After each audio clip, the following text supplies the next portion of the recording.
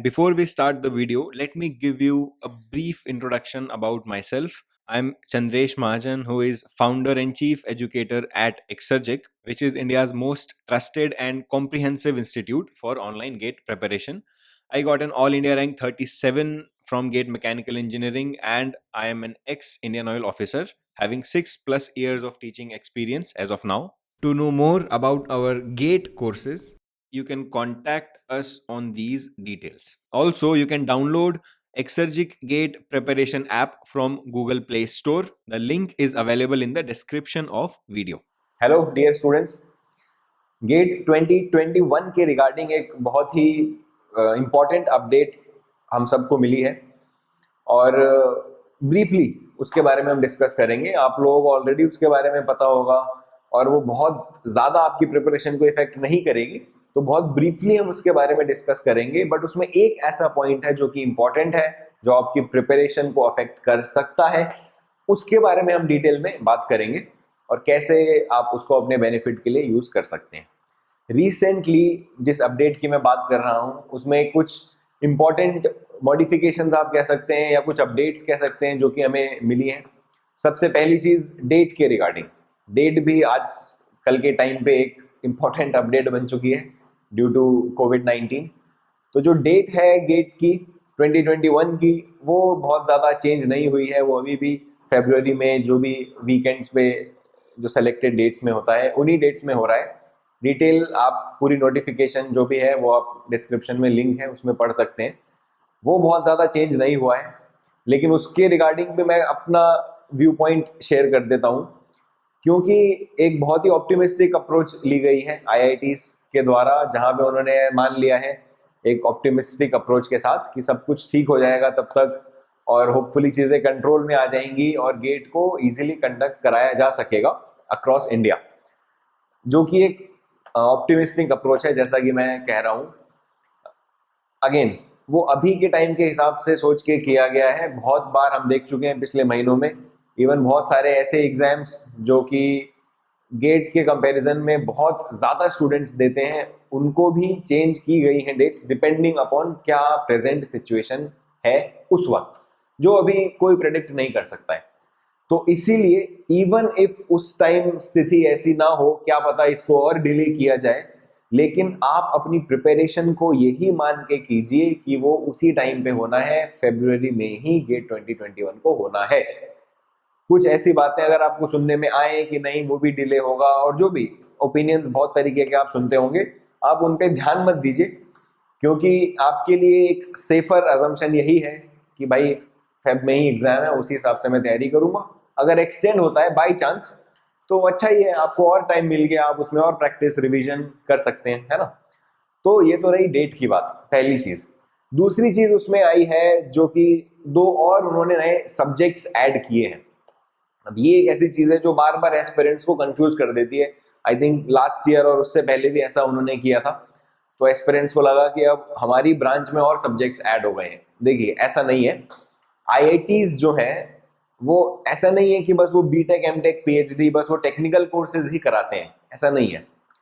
बहुत तरीके के कोर्सेज होते हैं आईआईटीज में।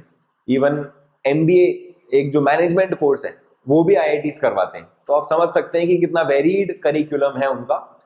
तो उसमें वो, और अगर मैं दूसरे लैंग्वेज में कहूँ तो और नई ब्रांचेस इन अ वे और नए डोमेन्स वो ऐड करते हैं कि वो लोग भी अब गेट देके मास्टर्स कर सकते हैं आईआईटी से। जो भी उनके मास्टर्स के कोर्सेज हैं उनको वो अटेंड कर सकते हैं।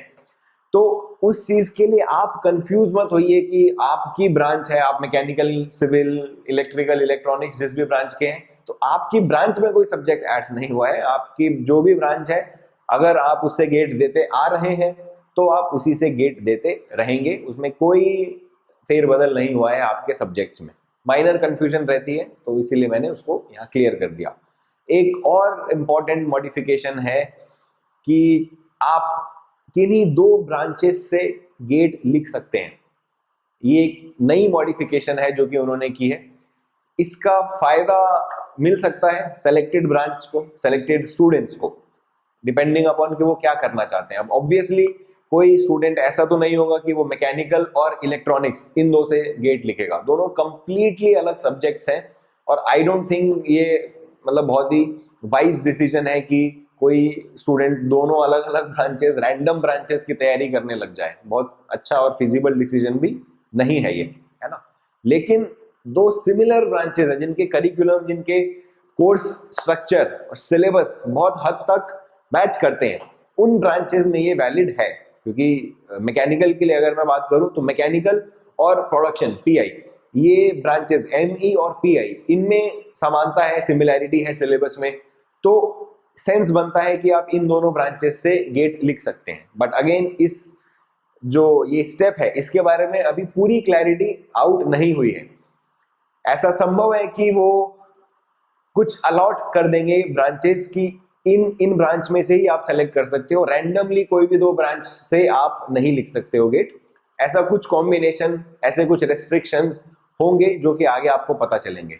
अगेन, क्या इससे आपकी प्रिपरेशन अफेक्ट होनी चाहिए? नहीं, आप जिस तरह से प्रिपेयर कर रहे हैं उसी तरह से प्रिपेयर करिए, क्योंकि आप जिस भी ब्रांच का और एग्जाम लिखेंगे ऑब्वियसली सिलेबस में सिमिलैरिटीज होंगी, बहुत कुछ कॉमन होगा।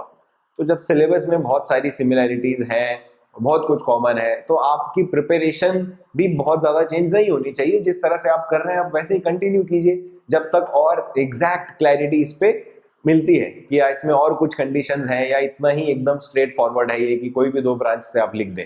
तो उसके बारे में क्लैरिटी हमें धीरे धीरे मिलेगी, जो कि आपकी प्रिपरेशन को अभी कुछ इफेक्ट नहीं कर रही है। तो I will really recommend you कि आप बहुत ज्यादा टाइम वेस्ट मत कीजिए, आप प्रिपरेशन कीजिए, आप पॉलिटिक्स मत कीजिए अभी कि क्या ऐसी चीज है जो आपकी प्रिपरेशन को अफेक्ट कर रही है और आप क्या आपकी प्रिपरेशन मॉडिफाई होनी चाहिए या नहीं होनी चाहिए। आप बस उतने पे फोकस रखिए, जो भी और अपडेट्स आएंगी वो ऑब्वियसली आपको आगे मिलती जाएंगी। तो ये वाला भी जो पॉइंट है कि आप एक से ज्यादा ब्रांचेस के लिए गेट लिख सकते हैं, इस बारे में भी आप अपनी प्रिपरेशन कंटिन्यू कीजिए, बहुत ज्यादा कंफ्यूज मत होइए इसके रिगार्डिंग भी। चौथा और सबसे आखिरी पॉइंट जो इसमें है, जो सबसे इंपॉर्टेंट पॉइंट है, वो ये है कि थर्ड ईयर स्टूडेंट्स भी जो बीटेक थर्ड ईयर में है, अब वो भी गेट लिख सकते हैं। They are also eligible for GATE. और कुछ साल पहले भी यही सिस्टम हुआ करता था। ये बीच में 2014 टू 1920 ये जो ड्यूरेशन है, इस ड्यूरेशन में उन्होंने आईआईटीज ने केवल फोर्थ ईयर के लिए उसको रेस्ट्रिक्ट कर दिया। अदरवाइज 2000 आई थिंक 12-13 उस दौरान थर्ड ईयर और फोर्थ ईयर दोनों ईयर्स में आप गेट को लिख सकते थे, करेक्ट। तो बहुत से लोग, अगेन मैं जो स्टूडेंट्स हैं वो इस बारे में थोड़े कंफ्यूज हैं कि ये क्या है, ये क्यों है, क्या नई चीज आ गई है। ये कुछ नई चीज नहीं है, ये ही डिफॉल्ट मोड हुआ करता था गेट का थोड़े ईयर्स के लिए। केवल फाइनल ईयर को उन्होंने रखा था एलिजिबिलिटी में, थर्ड ईयर को हटा दिया था। अब फिर से वो थर्ड ईयर को भी एलिजिबिलिटी में ले आए हैं, ठीक है। ऑब्वियसली जो फोर्थ ईयर में है ऑलरेडी, उनकी प्रिपरेशन को इससे कोई फर्क नहीं पड़ेगा, राइट, क्योंकि ये एक ऐसी चीज है जिससे वो आगे आ चुके हैं। अब तो फोर्थ ईयर में है वो, करेक्ट। तो वो भी कुछ ज्यादा कंफ्यूज नहीं हो इस बारे में। बहुत से लोग सोचने लग जाते हैं अननेसेसरी कि अरे अब थर्ड ईयर वाले भी देंगे और कंपटीशन होगा और कंपटीशन बढ़ेगा। तो इस सब के बारे में आपको नहीं सोचना है। आप मान के चलो कि हाईएस्ट कंपटीशन है और उसी हिसाब से आप अपनी प्रिपरेशन को कंटिन्यू कीजिए, करेक्ट। आप ऐसा तो नहीं है कि कोई स्केल से कंपटीशन मेजर करते हो और उस हिसाब से डिसाइड करते हो कि मैं 8 घंटा पढूं या 9 घंटा, ऐसा तो कुछ नहीं है। आप अपना मैक्सिमम इनपुट देते हो, उसी को आप कंटिन्यू करो। इन सब चीजों के बारे में जो आपके कंट्रोल में नहीं है, उस बारे में सोच के कोई मतलब ही नहीं है। आप पूरी तरह से फोकस्ड रहिए अपनी प्रिपरेशन पे। बात आती है उनकी जो अभी सेकेंड ईयर में है, जो अभी थर्ड ईयर में है, उनके लिए ये वाला जो मूव है वो बहुत इंपॉर्टेंट है और वो उनकी प्रिपरेशन के तरीके को, उनकी प्रिपरेशन की स्ट्रेटजी को ऑब्वियसली थोड़ा अफेक्ट करेगा, उन्हें थोड़ा मॉडिफाई करना पड़ेगा उसे। तो क्या इस डिसीजन के एनालिसिस है उसको हम थोड़ा सा करते हैं, डिसीजन के एनालिसिस को, और क्या इसमें पॉसिबल मिस्टेक्स हैं जो आप कर सकते हैं। क्योंकि ऑब्वियसली आप क्या सोचेंगे कि अभी मैं थर्ड ईयर में हूं और एकदम गेट अब आने वाला है, 6 महीने में आपके लिए गेट है, 5 महीने में गेट है, जब भी आप इस वीडियो को देख रहे हैं। तो आप यही सोचेंगे कि अब मैं लग जाता हूँ इस गेट में, कुछ ही टाइम बचा है, लेकिन उसमें एक मिस्टेक आप कर सकते हैं। उस बारे में भी हम इस वीडियो में डिस्कस करेंगे। सबसे पहली चीज तो ये कि ये बहुत ही अच्छा मूव है एस्पिरेंट्स के लिए। जो सेकेंड ईयर में है, थर्ड ईयर में है, इन अ वे उन्हें एक और चांस मिल गया है टू एक्सपीरियंस गेट, करेक्ट। और गेट में क्योंकि लिमिटेड क्वेश्चंस है, लिमिटेड टाइम है, तो कुछ एस्पिरेंट्स पे वो अफेक्ट करता है साइकोलॉजिकली, वो एग्जाम प्रेशर में आ जाते हैं। एक बार गेट देने से it will really help them in developing the right mindset, right attitude for the exam. तो एक फ्री का आपको हिनावे अटेम्प्ट मिल गया है, बट ये एक फ्री अटेम्प्ट नहीं है जिसको आप ट्रायल बॉल की तरह, क्रिकेट में एक होती है ना पहली बॉल ट्रायल बॉल, उस पर आउट भी होते हैं तो आउट नहीं होता है वो, तो उसी तरीके की ट्रायल बॉल है। लेकिन ये ऐसी ट्रायल बॉल है जिसपे अगर आपने छक्का मार दिया तो वो 6 काउंट होगा, जो कि ट्रायल बॉल जो आप क्रिकेट में खेलते हैं उसमें नहीं होता है। तो ये एक बहुत ही अच्छा चांस है आपके पास। देखिए मैं आपको थोड़ा प्रैक्टिकल पॉइंट्स बताता हूँ। आप लोग जो सेकेंड ईयर में है, थर्ड ईयर में है, वो ये सोचते हैं जनरली कि फोर्थ ईयर तो बहुत मस्त ईयर है, फोर्थ ईयर में आराम से हम सबसे सीनियर हैं, कोई दिक्कत नहीं है, क्लास बंक कर सकते हैं हम, और कोई ऑब्वियसली हमारे ऊपर नहीं है, तो जो हमारा मन कैंपस में जहां मन वहां जाएंगे और पूरा ऐश करेंगे फोर्थ ईयर में, फाइनल ईयर है मजे करके जाएंगे, करेक्ट। लेकिन जो रियलिटी है वो इतनी सिंपल नहीं होती है। फोर्थ ईयर में सबसे पहली चीज तो ये है कि जो आपको क्लासेस अटेंड करनी है, जो आपको प्रैक्टिकल्स अटेंड करने हैं, वो करने ही पड़ते हैं मोस्ट ऑफ द कॉलेजेस में। दूसरी चीज, फाइनल ईयर का जो प्रोजेक्ट है आपका, वो एक एक्स्ट्रा काम है जो कि इंपॉर्टेंट है। फाइनल ईयर का प्रोजेक्ट आपसे इंटरव्यूज में उसके बारे में पूछा जाएगा, तो आप उसको किसी रैंडम प्रोजेक्ट की तरह पास नहीं कर सकते हैं। तो वो भी एक चीज है जो आपके मतलब आपको करनी है फाइनल ईयर में। इसके अलावा एक बहुत इंपॉर्टेंट चीज आ जाती है, वो है प्लेसमेंट्स। प्लेसमेंट्स एज सच क्यों इंपॉर्टेंट है? क्योंकि उस प्लेसमेंट के लिए जो आपका कॉलेज है वो आपको बहुत सारी एक्टिविटीज करवाता है, जिसमें कि आपकी अटेंडेंस मैंडेटरी कर दी जाती है कि आपको आना है, एप्टीट्यूड की क्लास अटेंड करनी है, प्लेसमेंट के लिए जो भी चीजें हैं वो क्लास अटेंड करनी है, जो कि आपका टाइम लेती हैं। फाइनल ईयर में जब आपके पास टाइम सच में कम होता है, तो एक और काम है जो आपके पास एक्स्ट्रा है नॉर्मल जो ईयर है उससे।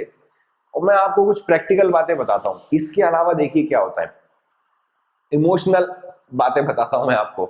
जिस कॉलेज को आप 3 साल तक गाली देते हो, आपको पसंद नहीं आता है, फाइनल ईयर में आपको अच्छा लगने लगेगा, आपको यादें आने लग जाएंगी कि यार अब निकलने वाले हैं कॉलेज से, इतना अच्छा टाइम स्पेंड किया है यहाँ पे। थोड़ा बहुत इमोशनल होने लग जाओगे आप कुछ एक्सटेंट तक, ठीक है। तो वो एक इमोशनल बैलेंस हिला सकता है माइंड का।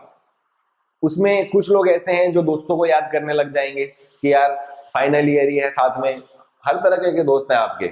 ऐसे भी हैं जो प्रिपेयर नहीं कर रहे हैं, वो क्या कहेंगे कि अरे बाद में अगले साल प्रिपेयर कर लेना यार, अभी तो कुछ महीने ही साथ में हैं हम, 5 महीने 6 महीने 10 महीने अभी एंजॉय करते हैं, बाद में लाइफ पड़ी आराम से तो देना एग्जाम वगैरह।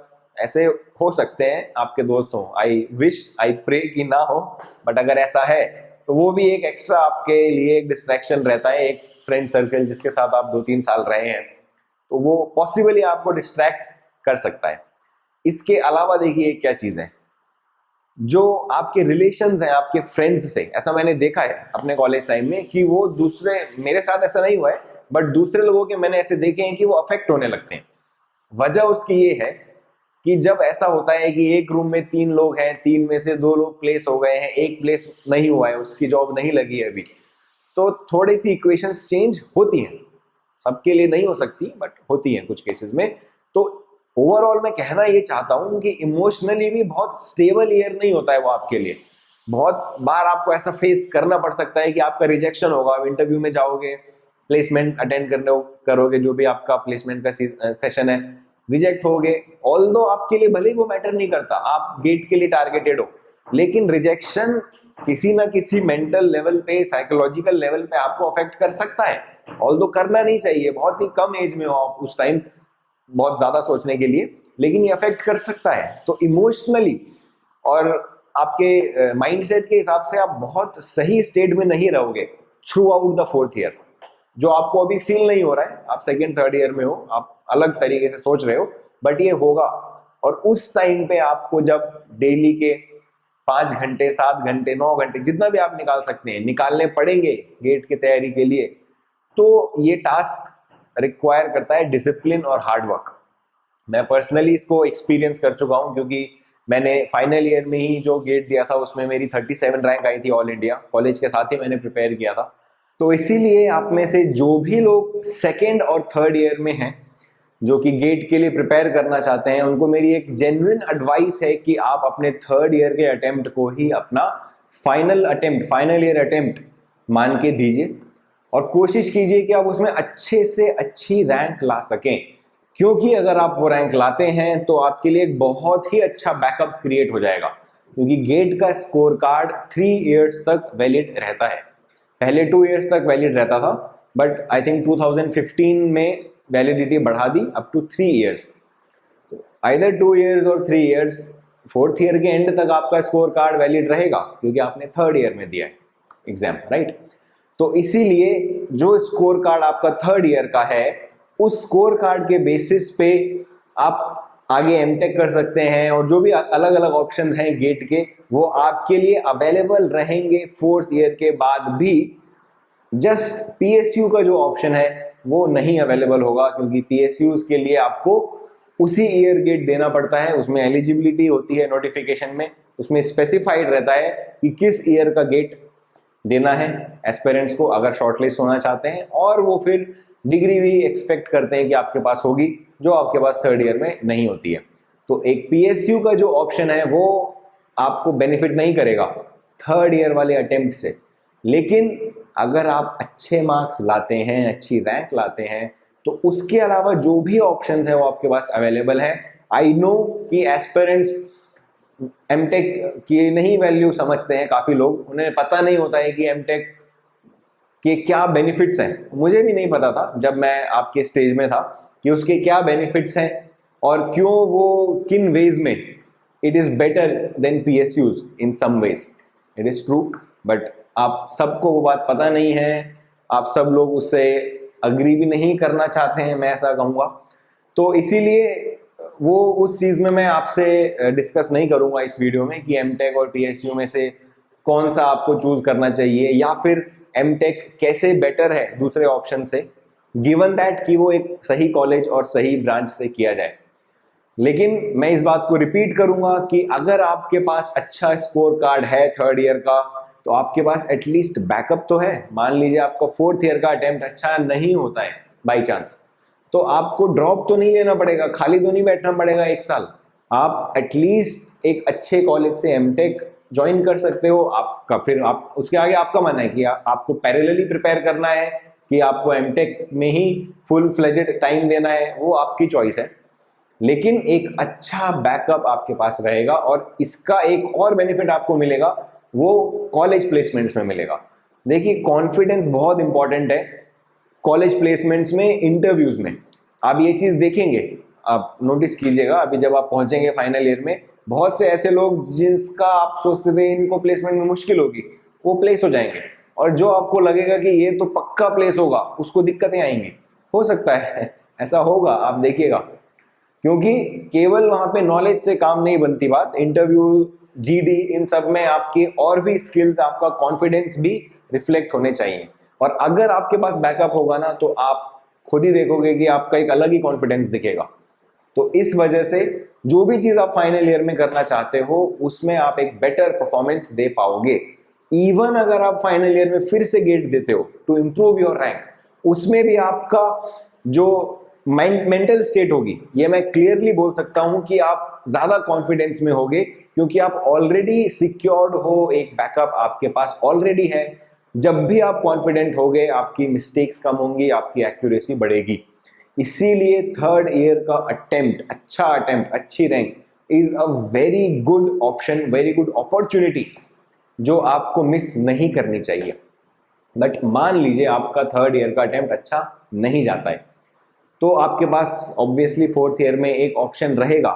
बिना ड्रॉप लिए आप फोर्थ ईयर में फिर से एक अटेम्प्ट देके अपने लिए एक अच्छी रैंक ला सकते हैं। ये जो प्रोसेस है, थर्ड ईयर में खराब अटेम्प्ट, फोर्थ ईयर में अच्छा अटेम्प्ट, ये जो प्रोसेस है, इट इज बेटर देन कि फोर्थ ईयर में आपने खराब अटेम्प्ट दिया, फिर आपने ड्रॉप लेके अच्छा अटेम्प्ट किया, या ड्रॉप लेके जैसा भी आपका अटेम्प्ट हुआ।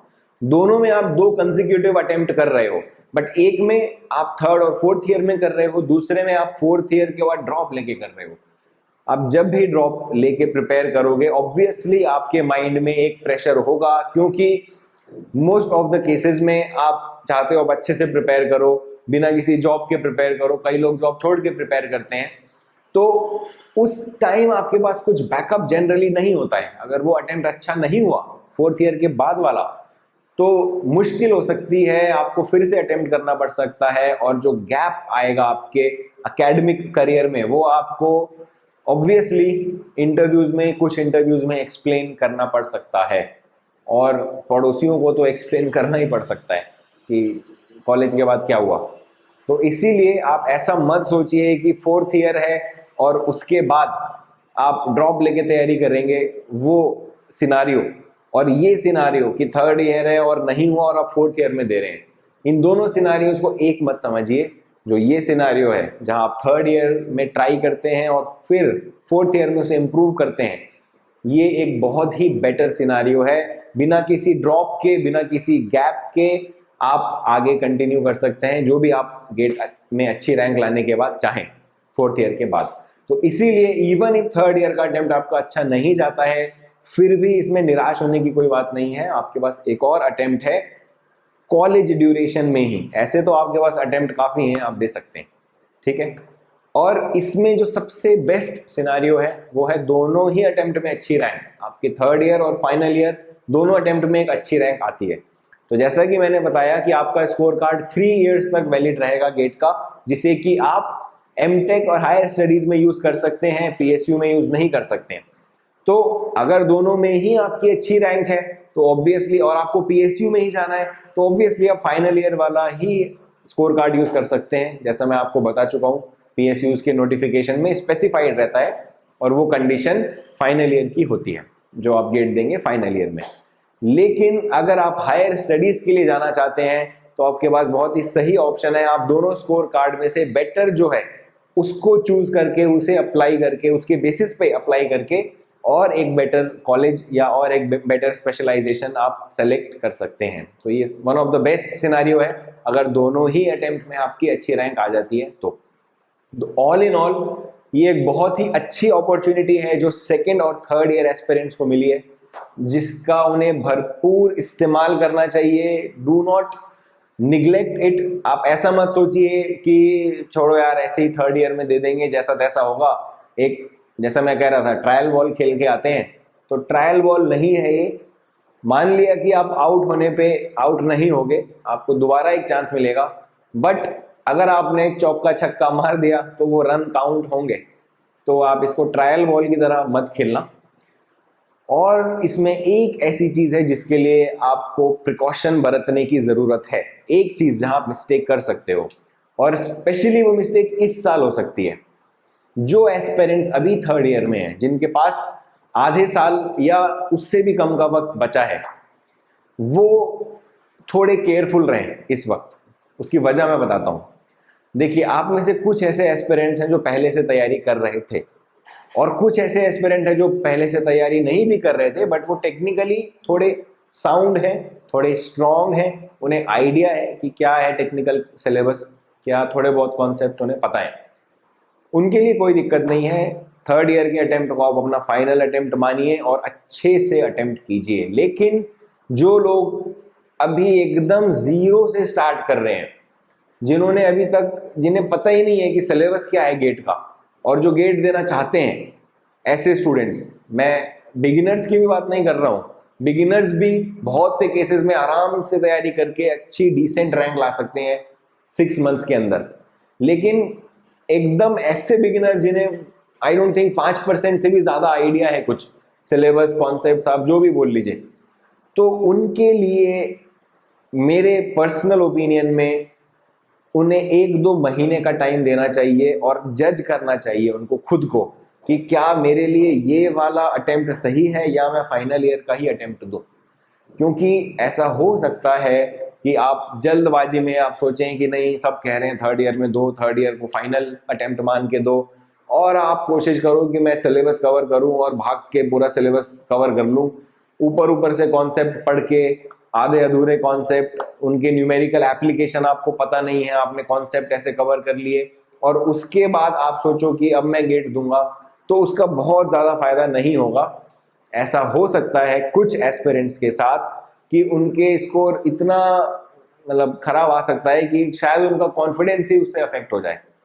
तो इसीलिए अगर आप एकदम ही जीरो लेवल पे हैं तो आप जज कीजिए खुद को 1-2 महीना और देखिए कि क्या आपकी स्पीड, जिस स्पीड से आप बढ़ रहे हैं उस स्पीड से क्या आप ठीक से सिलेबस कवर कर पाएंगे, और क्या जो आप कमांड हासिल कर रहे हैं सब्जेक्ट्स में वो सफिशिएंट है एक अच्छी रैंक के लिए। इसको जज कीजिए। ऐसा मत करना कि 5-6 महीने आपने भाग भाग के सिलेबस जैसे तैसे निपटा लिया, बहुत अच्छे से कवर नहीं किया कुछ, और 6 महीने 5 महीने बाद आपसे अगर कोई एक ढंग का सवाल पूछा जाए तो आप जवाब ना दे पाओ, तो वो प्रिपरेशन कोई प्रिपरेशन नहीं है। उसके बाद आपको इन अ वे फिर से स्टार्ट करनी पड़ेगी प्रिपरेशन, जो पढ़ा है उसको फिर से ढंग से पढ़ना पड़ेगा। तो ये 6 महीने का टाइम, 5 महीने का टाइम जब भी आप ये मुझे सुन रहे हो वो आपका वेस्ट हो जाएगा इन अ वे, रादर उससे आपका कॉन्फिडेंस और गिर सकता है। इसीलिए आप 1-2 महीने तक ये मान के प्रिपेयर करो कि 3rd ईयर का अटेम्प्ट ही फाइनल अटेम्प्ट है, और उस ड्यूरेशन के बाद 2 महीने बाद आप जज करो खुद को कि यार क्या मेरी कमांड और मेरी स्पीड दोनों सही जा रहे हैं और मुझे यही गेट देना चाहिए या मुझे फाइनल ईयर वाला गेट देना चाहिए।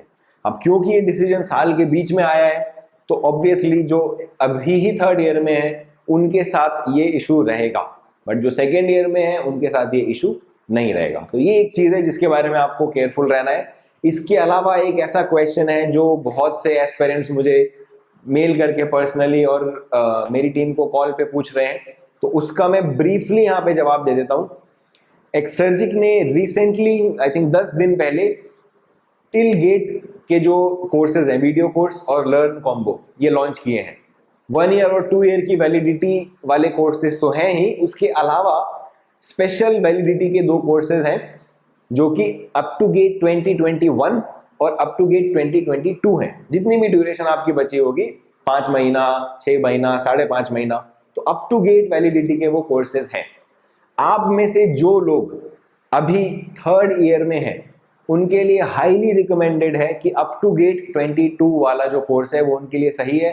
2 ईयर का फुल कोर्स नहीं रिक्वायर्ड है उनके लिए, डायरेक्टली वो 2022 तक जो वैलिडिटी है उसे ले सकते हैं। अकॉर्डिंगली उसमें जो उसका चार्जेस फीस है वो भी एडजस्ट हो गई है, वो भी कम है क्योंकि उसकी वैलिडिटी भी कम है। ठीक है, तो जो 3rd ईयर में है उनके लिए ये रिकमेंडेड है। आप में से जो फाइनल ईयर में है और जिनकी तैयारी उन्हें लगता है कि ठीक ठीक है, या वो अपने आप को केपेबल मानते हैं कि वो आराम से 6 महीने में कवर करके 8-9 घंटा डेली टाइम देंगे क्योंकि मेहनत लगेगी, तो आप सिलेबस कवर करके क्वेश्चन सॉल्व, रिवीजन, जो भी चीज़ें हैं उसकी गाइडेंस मैं आपको पूरी दूंगा ही।